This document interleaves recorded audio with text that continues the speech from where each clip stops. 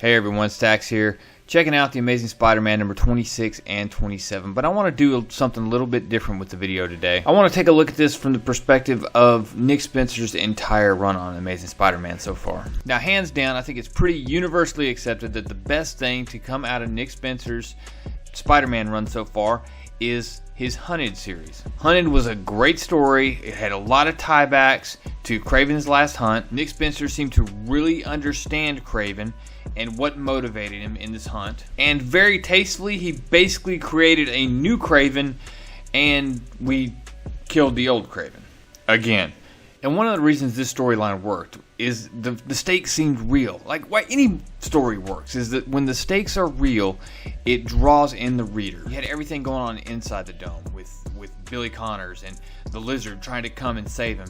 You had Spider-Man almost thinking, he's sitting there seriously thinking, this is how I'm going to die. You had Mary Jane outside of the dome being threatened by this new villain, Kindred. And it was such a good storyline. There was so much action and so much drama. Every issue you looked forward to it. And then it ended and we all sat there and said, man, that was good. And Nick Spencer, despite the fact that he had some issues 1 through 25 that were not very good at all, walked out of this series with a lot of capital going forward with the fan base. Now, to give him some credit, he is the one that put Mary Jane and Peter Parker back together. But I'm hoping that wasn't so we can just get this amazing Mary Jane run that we're looking at getting. He's also introduced this new character, this Kindred cat, who we're just waiting to see who he is, what he is, and what he's up to. But so far, he is apparently powerful enough to have the Kingpin bending the knee to him. So it seems like everything's on an uptick. We're on a good trajectory for The Amazing Spider-Man. And then issues 25, 26, and 27 happen. Portions of issue 25 were not bad. In particular, the part where Peter Parker saved Doc Connors or convinced him to leave this room, this cell he had constructed for himself, so he couldn't hurt anybody. It was a protocol he had put in place if he were to ever have something go wrong with his restrictor chip. The part with Mary Jane stepping up and being the hero against this female Electro was interesting, but it wasn't great. It wasn't really good in a lot of ways. And that gets us to 26 and 27, where I feel like Nick Spencer has completely lost his momentum that he got from Hunted with the fan base, and now he's just burning through that capital real quick. And I know people that I'd recommended ASM to who had hopped on it, who got on it for Hunted, and they hopped right back off once this stuff started. Now, I do want to say that I can't tell if this is intentionally just meant to be this way or if it's actually just satire, and maybe that's a mark that is really well written, is that I can't tell if he's making fun of feminists or if he's trying to have a feminist book.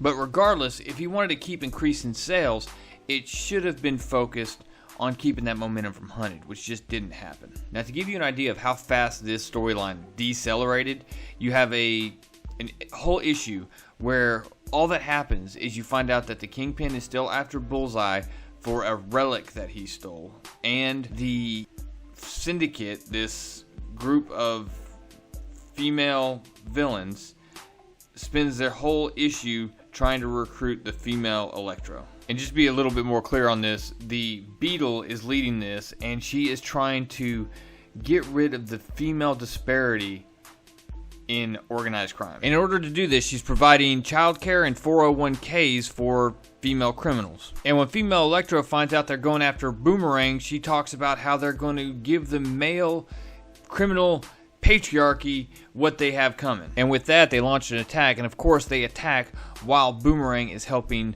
to fix up the feast shelter. This goes into issue 27, where Boomerang's real sins are revealed. He hit on him at a bar. And that's really it. That's all he did. While they were hanging out at a bar with no name, he hit on him. Now, I will say, in all honesty, female Electro has a reason for hating Boomerang. He left her for dead at some point. Whatever. Anyway, Spider-Man shows up to save Peter Parker's roommate, because that's how Spider-Man rolls. And they're kicking all their butts until they finally say, look, we've trained for this, and the new Sinister Six, or whatever we're going for, the Syndicate, they start working together really well as a team. Well, Spider-Man and Boomerang are not nearly as coordinated, and when Spidey happens to catch one of Boomerang's boomerangs, it's actually one that has gas in it, and it ends up knocking Peter Parker out. Which I have to ask, after all these years, nobody just closed the doors and gassed Spider-Man? And on top of that, he hasn't just installed some kind of filter in the mask to help prevent this? I mean, come on, guys. But anyways, with Spider-Man knocked out, they scoop up Boomerang, and they leave Spider-Man behind. Right after that, you find out that the Beetle, who's leading the group, is actually working for the Kingpin. So all this feminist propaganda talk is her still working for the man. Which helps me go to my original point that I believe this is actually all satirical. If I look at it in that way, it helps me justify it. It helps me say that I can leave Amazing Spider-Man on my pull list just a little longer until we can get through this. What it doesn't justify is following a storyline like Hunted with this. You had a ton of people hopping on Amazing Spider-Man again because the Hunted storyline was amazing. It had real stakes. It really mattered. At the end of the day, it was just good. And I know at least 3 people that I told, man, you gotta get on ASM because this Hunted storyline is amazing. And they came over, they started buying the book, they started following, and guess what? 25, 26 happens, they're out. They're not even here for 27 anymore. They're gonna have to wait until I tell them, hey guys, you gotta get back on Amazing Spider-Man again. And then this time they may or may not do it. And maybe it's because Amazing Spider-Man is always one of the top sellers. It always moves units, that they feel like they can do goofy things like this, like they have some kind of leeway and that they can kind of do what they want to do with it. But I personally, I don't understand that mentality. If I was trying to grow something, I would try to consistently grow it. I would want to capitalize on a big event like Hunted and push right into something at least similar in context, similar in storyline, similar in weight and tone. I definitely wouldn't flip it 180 degrees and change to some goofy storyline with pastel colors everywhere. And I mean, if you want to do this, you have 14 Spider-Man books out there to do it in. Why do it in Amazing Spider-Man? Anyways, guys, I really want to hear what you have to say about this down in the comments. What is the deal? What is Nick Spencer thinking? Why come off of a big event, lose all your momentum by pursuing a story like this? Hey, hitting that subscribe button or hitting the like button is like leaving a tip, guys. If you don't mind, I surely appreciate it. Guys, that's all I got. Real Comic Stacks, out.